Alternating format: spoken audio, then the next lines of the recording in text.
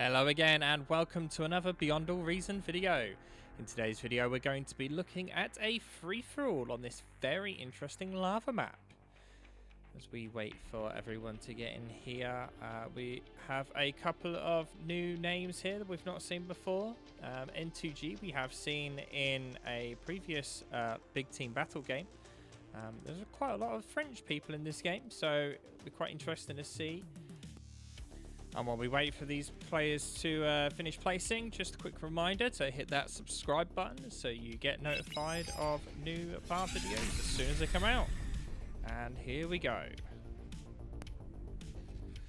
So there's going to be a lot going on this map with 4 different teams here vying for control. It's going to be quite hard to keep up with what's going on, but I'll try my best. Let's have a quick look at all the different people here. There's a couple people here we recognise, Captain Benji and N2G. We've seen N2G in a different 8v8 game. And we'll just have a quick look around at each person. Grunch going for a 1 mech start. It's quite odd. It doesn't quite have that much in the way of resources in order to do that, but he does seem like he's gonna have enough, so fair play. Let's see, Johan's gone bot as well, now walking for that next max. Now the top team here, we've got another bot. And another thing to note on this map is that wind is very good with a 13 base, so plenty of energy. No reason really to build solars here. And we see this other side, we do have 1 player going vehicle, so not just all bots on the field today. And on the bottom team here we've got another vehicle in the bottom left here. So we'll see how it goes, but that user also only going for a single mech star. Now, an interesting thing you can see on this map here is that the lava rises. This may make some interesting things going to happen where like people aren't going to be able to push in. It's going to be quite useful defensively, but it's also going to mean that fighting that goes on in the middle, any units that are there are going to be locked into that area. And we did just have our first comm self-D here in order to get the resources, which was the top left guy. Now, for those that don't know, in team games, you only need 1 comm to win. So it's not really that big a deal if you lose a commander. It is quite common in team games for the tech player, the back player, to resurrect. Reclaim his commander. And it comes with 2,000 men. And oh, big mistake there. He lost everything. He is not going to have the economy needed now to be able to do that. He has no energy. Oh, that is a big problem. Very big problem. So he can't really do much. Even those res bots, there's nothing left to resurrect. He must have ult-D'd his factory to kill itself. When he really should have just reclaimed it with the res bots that he had. We'll see Kildren there, building some combat units, and we hear the first set of shooting. Where is it? Defcon pushing out. He does not want his commander there though in the lava when the lava comes up, otherwise that is going to be a very bad time for him. Green also crossing on the left side there. We hear more shooting going on. Where is it? Oh, well, it was there, but it's already dead now. Back.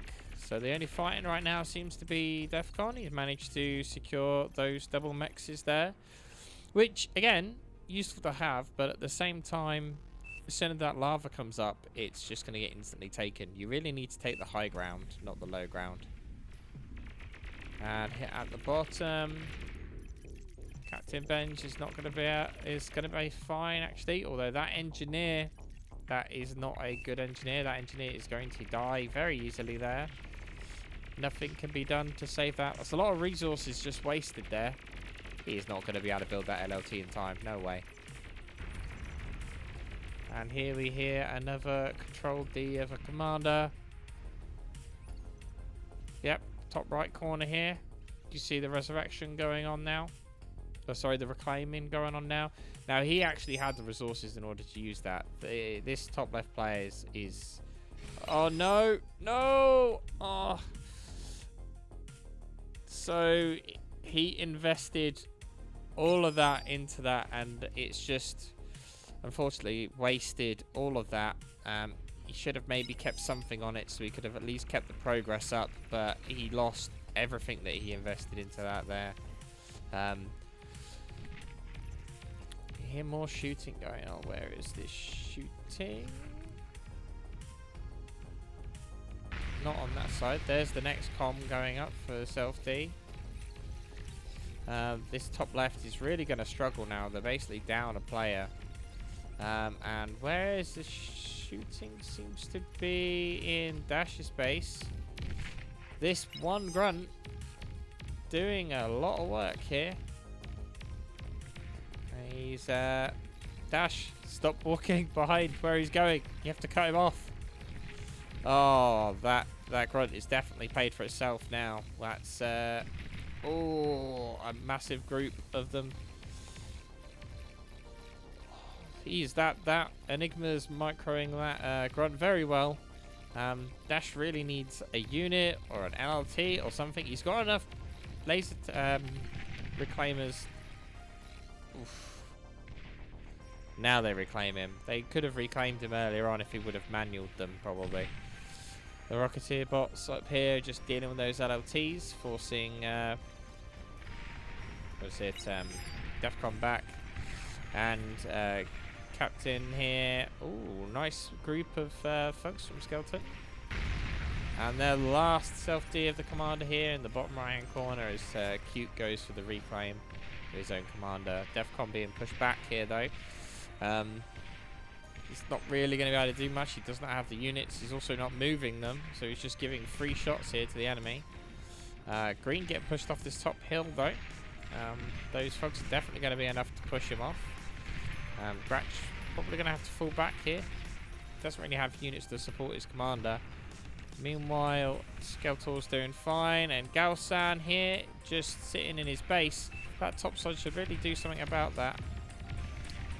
Blue doing very well to secure that right hand side. Skeletor, nice D gun there, very nice. Got a nice double LLT, that will help with the grunts and pawns. Top left corner's doing quite well here. They've got quite a substantial chunk of the map. If it wasn't for the player behind them that was having some issues, then they'd be pretty well on. Defcon, on the other hand, having some issues here. Getting pushed right back. Grunch also getting pushed back here. Doesn't really have the units to support himself. That's not enough. He's just going to sacrifice these units if he doesn't pull them back. We can see the pings going off. The guy in the top left still hasn't even got a basic factory. He is very far behind when the rest of the positions are already going Tech 2. This is not good at all. Bottom right here about to get Tech 2 air. Still got some reclaim, but he didn't completely reclaim his commander. Tenamama here. Got a factory in the middle. Quite useful here, so at least to be able to continue building forces once the lava comes up. The only one with that. His position is quite open though, whereas there's a substantial force there pushing towards Captain Benj. Skeletor getting pushed back, dodging the rockets here, very well done. The top left team in a very strong position here, even though they're being a player down, doing very well. Green not really pushing out too much, especially their top player, Johans. Unfortunately, he's not really done much here. He's just gone Tech 2 though, that's maybe why he's a bit slow. Bot left, not really able to do much here.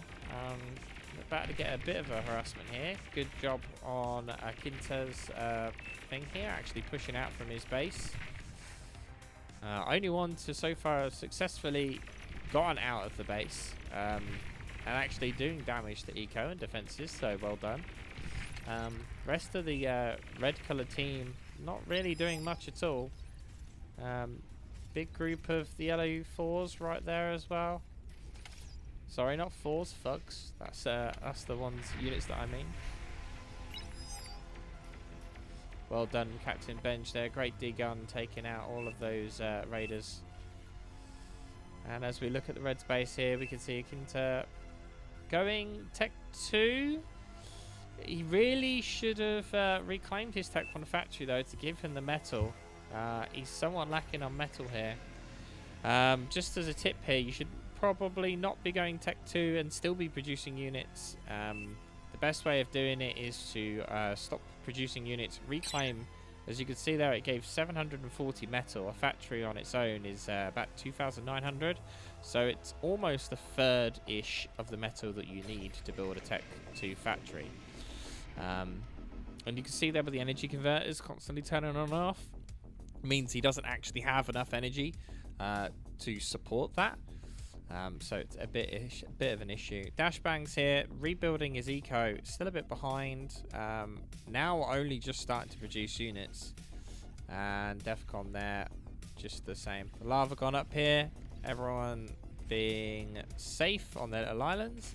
It's a nice time to build an artillery on that island there. Would have been nicer if it was up just before the lava came up, but oh well. And we can see there's a substantial blue presence here. A Juno being built in the middle. You don't see that often. And the top side, nothing really happening. Yes, it is possible to pass through that once the lava's gone, that is. This player, Galsan, not really doing anything. Has no combat units but artillery and just has lots of energy. This player really should push through. He's probably got enough units there to quite easily push in. Instead, he's just wanting to build a tower. While the rest of the yellow controlling the middle quite well. Unfortunately, they've got enough units there to probably push in and kill Jahan. None of the rest really have any units to support, but the way the FFAs are, you spend your units in and you lose them all. You're in a severe disadvantage against the other two teams in this situation. No one really wants to pull the first punch, but as you say that, we see Captain Benj here about to make a move on the red player. Substantial amount of units there, should quite easily push through. HLT will do something, but I don't think it will quite be enough. But Tech 2 factory's only just finished. No units out from it yet. Some nice pushing in through here. Red moving his forces in between, trying to cause some friendly fire. That's not a bad idea. Akinta here going for the D-gun. No, he changes his mind, pulls back, and changes his mind again. Gets 2 units for the D-gun, not too bad. Is he going to go for another one?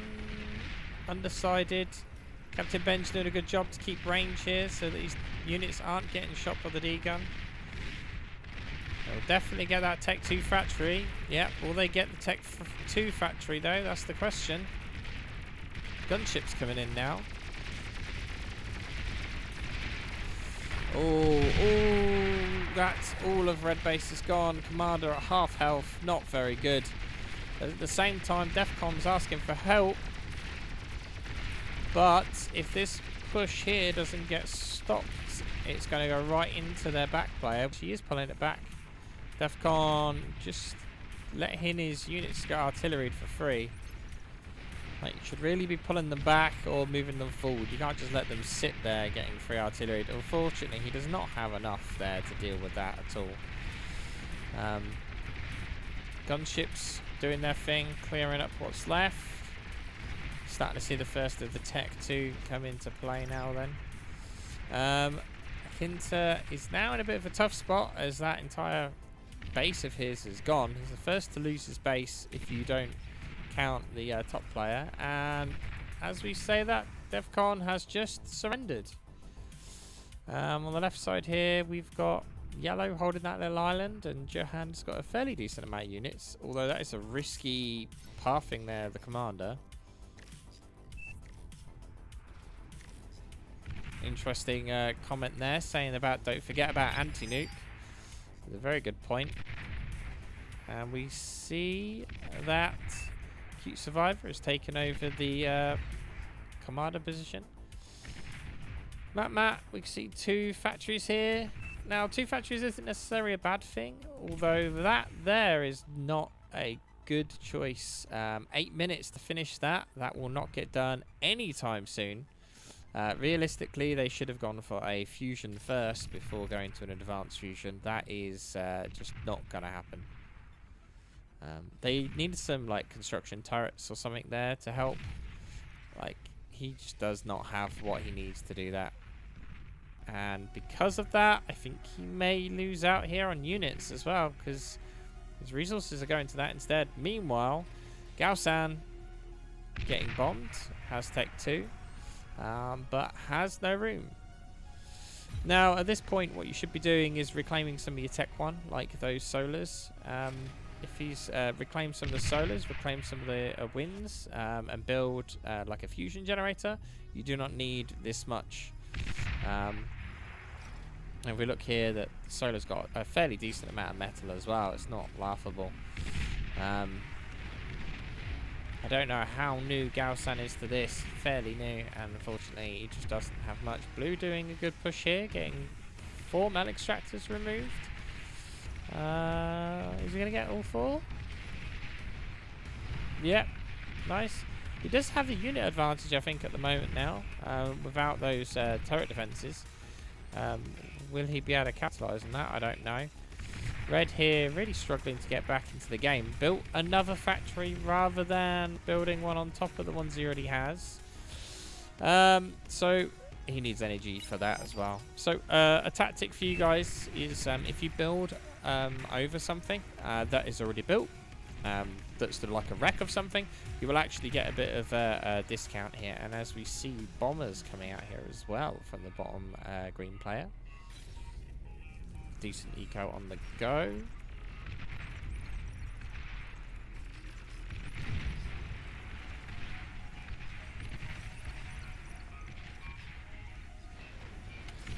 So the bottom right's got some decent air going up, some gunships. Blue, not really with too much. Top player here, going for a basilisk. I mean, it's not a terrible idea. It's going to take a while to... Actually, it's not that long, but he has no units to defend it. Like, he can hit the enemy base with it, which isn't a bad idea, but he has no units. So, like, he can just get walked right up upon, and it'll go down pretty quick. But there are some units there to defend.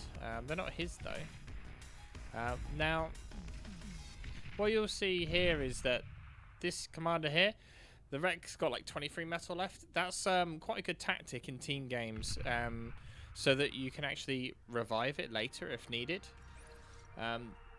Now, if it's got a little bit of metal left, that 23 is not going to really do anything. But if you lose, like, you know, 2 of your other commanders, like you can see here as well, there's another one, which he's now actually just sucking that metal up. If you lose them, and then you can always come back and resurrect it later when you're like down a couple of commanders and you need that extra buffer zone. Oh, and the basilisk is up. Now, is he going to shoot it at the artillery that's hitting him? What's he going to do with it? Nothing substantial. Yet, at least. Now, the lava coming up here. We're going to see no one be able to move anything. No one's really made a substantial move against red. The metal points down there are still worth grabbing at 2 each. There's quite a lot of them. Red's base never really recovered as of yet, unfortunately. There's 0 eco. Artillery is hitting the top. This side, not really doing anything except just having ticks run into the lava and dying. Big group of units there though, so we'll see if they make a play with those units once the lava goes. This side over here, also another good group of units and some bombers which seem to be lava immune, which is quite interesting. And as we zoom over the top half here, yellow getting some air on the go, got some gunships, Enigma's got a good group of units there, and we'll see that the artillery is hitting those units in the middle.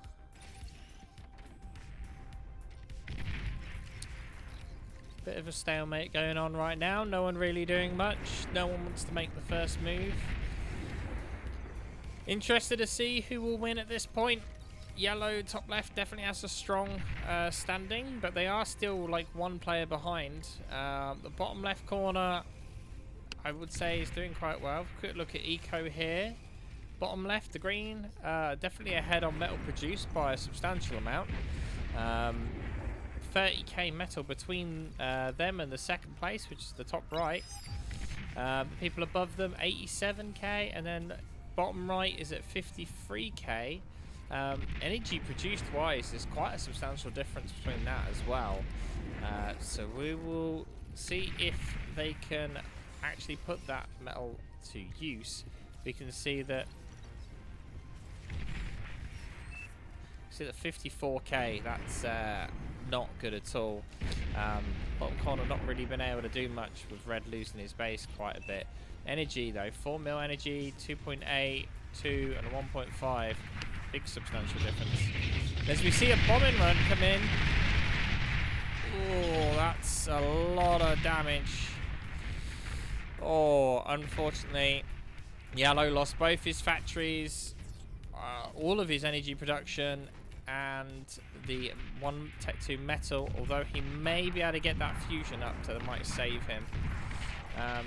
Juno going off at the top there.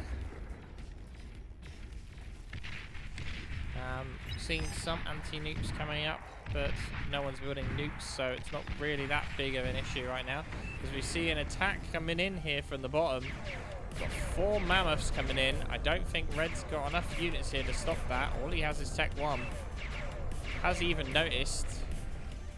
He's just started to notice now. He's got a bunch of Tech 1 here to assist from Captain Benji.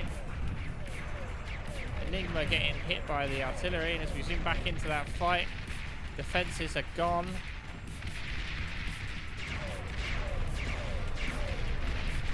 Can hit outside of the range, and EMP bomber stunned most of the Tech 1. Mammoth should make short work of all of this Tech 1. He wants to ideally get the Tech 1 in front of the Mammoths to tank some of the damage, as we have a fighter screen come overhead now. We have something for that fighter screen to protect, and there they are, the gunships. A good group of gunships here, the fighter screen to protect against Green's fighters. Will those gunships be able to stop the Mammoths? I don't think so. As Akinta is again going to lose the bottom half of the base. Great job here, finally managing to push into someone's base here by Captain Benji. And again, Akinta loses his factory. As we see another player on the red team surrender. It's just Cute and Akinta left. Akinta's base completely gone. Gunship's still causing a bit of a problem, but Captain Benji's got a substantial amount of forces in the rear coming in afterwards. I don't think red team is going to be able to stop this push. It may have been worth Akinta here to cloak and D-gun, but it's a bit late for that now. Cute Survivor trying to do it. He gets most of the things. Waste the D-gun there. Oh, unfortunately, that's Cute Survivor down. Kinta's been given the middle base. may not be enough as he is still running away. Doesn't have any units to use. He does have a substantial army though. Is he going to react and use the forces he's got given? Doesn't look like it. He doesn't really know what he wants to do. If he cloaked and degunned, he could quite easily take care of those mammoths. Oh, and the bombing run here takes out the other base that he was just gifted. The fighters do make work of the bombers, but unfortunately it's a bit late. And here we see the degun. He gets one off, and that's it. But the mammoths are dead. If he would have done that in his base, his actual starting base, the other player might have survived, but it's too late now. A big substantial force from orange here in the middle. Blue having to fall back. Remember that blue was the one building the advanced fusion that was going to take 8 minutes. And it has finished now, but building a metal storage when they have no metal, it's not really going to be helping them here. Maybe he built the wrong thing, potentially. Oh, I had the depth of field filter on there. That doesn't help. More EMP bombs going off here. So unfortunately, at this point, it does look like red is out. It's going to be a question whether Matt is going to try and make a play of it here. He should really try and push for that bottom corner. So should Tenenboss. And stop green getting this, because if they get control of the whole bottom of the map, both the last two teams are going to be in for a bit of a problem here. We're not really seeing much going on. Middle is kind of split. Top left corner does still have the majority advantage with that. Cratch just giving 3 hits to that pop-up turret. Artillery here being built as well. It's gonna take a while, but he's building the nano turrets to assist with that. Now we're seeing a substantial Tech 1 swarm here coming from, I believe that's N2G, yeah. With Captain Benj dancing over the factory. At this point, blue really needs to do something, or yellow needs to push into green. Unfortunately, everyone's just ecoing up here, and no one's really doing anything to actually fight except green. Benj did a great job at breaking the kind of chokehold at the bottom and actually pushing in, and it looks like N2G now is going to basically screen for Benji's mammoths. He has a couple of them left, not too many. He's making some units from that factory there, Tenenboss, but he needs assistance. Those sniper bots are doing a pretty decent job at slowly whittling stuff down, and as we see here, Matt's getting his front line here pushed in a bit by these AKs, or grunts as they're now called. Artillery isn't going to do very well at this close range. I think if he has enough units, he'll be able to get through there. He has lost the radar. The sniper bots aren't really doing much at stuff that's already right in front of them. Get rid of some of them there, but Matt in a bit of a difficult spot here. Not really much to do. He should probably be pulling back his commander and definitely getting more units in. As we see a big swarm fight here potentially happening. Tenenboss is trying to push in. Matt trying to build more defenses. As we see Bomber Swarm come in. All the defenses gone. Matt in a really tough spot now. The bombers will probably die. No, they're still alive. Matt getting chased down by the grunts. Definitely enough grunts there to kill him. He has only sniper bots left. He really needs something else to assist him. N2G not knowing where it is. Come on, N2G. Oh, his commander's been spotted. Matt going down. At the same time, all of the sniper bots and forces that Tenenboss had just sat in the line. All of that army gone. N2G probably didn't even realise they were. Don't move those sniper bots right up close. Pull them back. Yes, now he's pulling them back. N2G doesn't really even care about those sniper bots. Big fight at the same time over here with the pawns being pushed in. Not going to be enough as they just sit there and die. Massive more swarm coming in now of grunts. I believe Matt's base may be about to fall. Zeus's good choice here. Good counter swarm. Not enough of them, I think, at this point, unfortunately, to make much of a difference. As a huge amount of units come over that hill. Oof. Yep, that'll be the factory dead. There's some AA in there as well. Yep, Tech 2 factories actually still alive, but Tech 1 is dead. Are they going to hit the fusions at all? Centurions coming out here from Tenenboss here to try and assist. Great choice. Probably needs more of them though. Is it Tenenboss? No, it's actually coming out from Hinson. Unfortunately, all of the stuff gone, and Tenenboss's commander in trouble as well. Getting swarmed, and that's Tenenboss gone as well. Two commanders in very quick succession here. N2D just has the capacity to build so many units right now. Now there is definitely counters to this strategy. It's whether the other team can get it in time, and unfortunately the combination of them with the Mammoth coming up, don't think they're going to be able to solve this in time. Oh, Mammoth did cloak the fusion there. And yeah, there we go. And as we move across here, we see a yellow trying to push into green. Seeing that the factories are there. Oh, and then changing their mind, it seems. Bit of a risky spot there to just sit with your units. This one thug doing God's work and slowly destroying all of Yellow's defenses up on that hill. There's a large swarm. Yellow, this back player, finally getting back into the game. Still hasn't really built anything. Shields coming out from that player there to stop the artillery. Kodan, that's not a bad choice. Blue and yellow really just need more units. They do not have anywhere near enough. We see green pulling back a little bit, but N2G just clumping up his units at the edge here. Are they stuck on the factory or Rex perhaps? No, the waypoint's there. He's probably just got his factory queued to that location and they're just coming out in waves like that.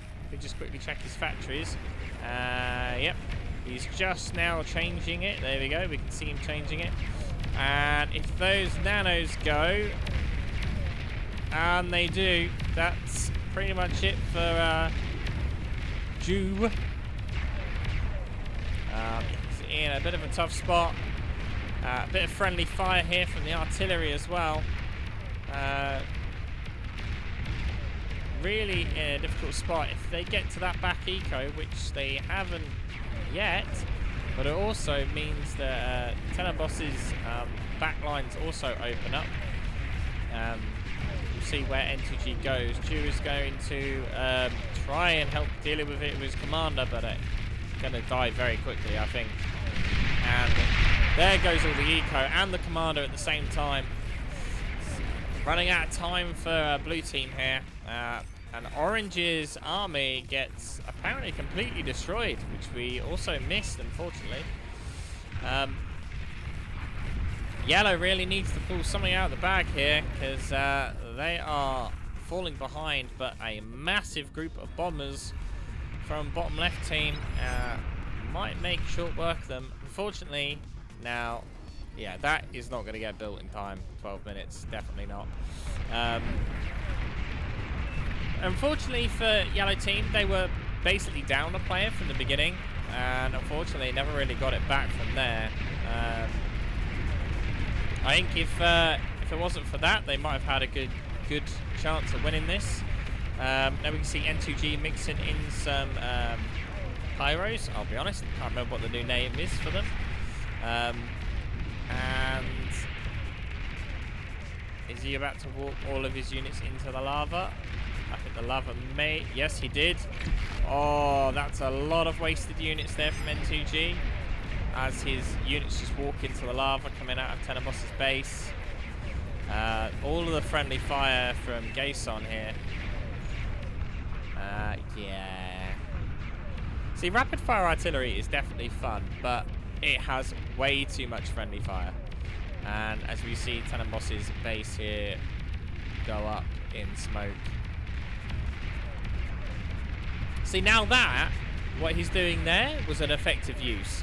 If you ground fired them in a certain spot, any of the small stuff coming through would basically be destroyed. Now, the Mammoth, on the other hand, is a completely different story.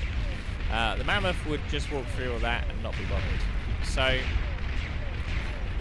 rapid fire artillery, potential counter to the spam here, but unfortunately, he would have needed banishers or something else to deal with those Mammoths.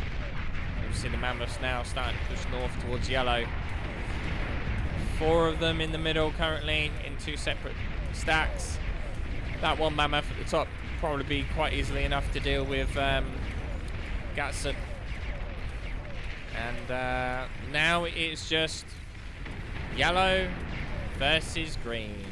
And green having the whole of 2 corners, half the map at this point.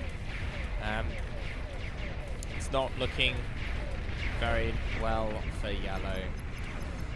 Who knows if they dump all of their eco into the rapid fire cannon, maybe they might be able to pull it out. But they need to be able to hold off. I don't know if they're going to be able to hold off long enough. The spy planes did definitely spot the rapid fire there. And we'll see what happens. Both teams have a substantial amount of bombers. Green's fighter screen is nowhere near as good. Might not be enough here to stop all these grunts just walking up and get Enigma's commander maybe. Pop-up turrets do make good work of all the things that come up. Lost 1 pop-up turret there for all of the stuff it killed. Fortunately, I think for Enigma, there's just way too many units for Enigma's pop-up turrets to deal with. And as we see Skrator here, maybe about to have an issue as these pyros walk up the hill. He's going to go in for the D-gun, but this is too close. And unfortunately, he loses his eco again as the bombers come in for the middle. Bombed a bit too early, still gets the Tech 2 factory and the eco. That was a very good bombing run there. Well played, very well played. And at the same time, the 2 Mammoths coming right down the middle now. It's looking like this will be over very soon for yellow team. Kiridan, if he could pull this off with a rapid fire, I very much like to see it. However, I don't even think that rapid fire will be able to save him now.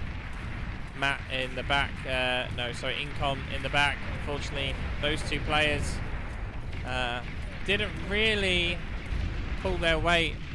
Gaussian could have been dead ages ago, but unfortunately Kiridan didn't really do anything about it. Maybe he felt bad going up against someone that's not played much. I mean, all those laser towers are actually working, holding off, surprisingly. But Kiridan had control of that little bit there, where those grunts are now coming from. They could have pushed into Gaussian ages ago, and probably have taken out blue team. But at the same time, yellow in the top left was basically down a player due to that mistake at the beginning. Unfortunately, Gaussian now out of energy. He is not going to be able to shoot. His artillery is killing his own units. And NTG actually self-destructs his own units there so that Gaussian doesn't die. And back player there, losing his stuff again. Gunships are slowly whittling away those Mammoths, but I don't think Kiridan has time to finish that rapid fire. So if at the beginning of this you said that the green team was going to win, well, I would like to say at this point you're probably pretty accurate in your decision there. I honestly thought the top left was probably going to win. If that top in the corner player could have managed to pull back, I think it could have been a very different game. Skrator and the other player that they had did a very good job of holding the middle for a very long time. They definitely would have had the eco early game over everyone else. But unfortunately, as soon as Green took that bottom corner, there was just no really going back from that. As we see here, N2G now just pushing in. Sniper bots aren't really going to deal with this very well. There's enough there to deal with that. I'd say very well played, Captain Benji here. You did a great job at pushing through, basically made the first hold. And that's kind of what gave your team the edge in the game, I would say. NTG did a great job at ecoing, getting to the point where he can spam out all of this. And there goes that rapid fire, as we see the beautiful explosions of everything dying. Have they found him? They haven't found his commander, but he has resigned, and that is the game. So, an interesting one. Lava didn't play as much as an impact as we thought. Very defensive game. Well done, Captain Benji. Great play. Also, N2G did a very good job. Thank you all for watching, and don't forget to subscribe for more bar videos. And I'll see you guys next time.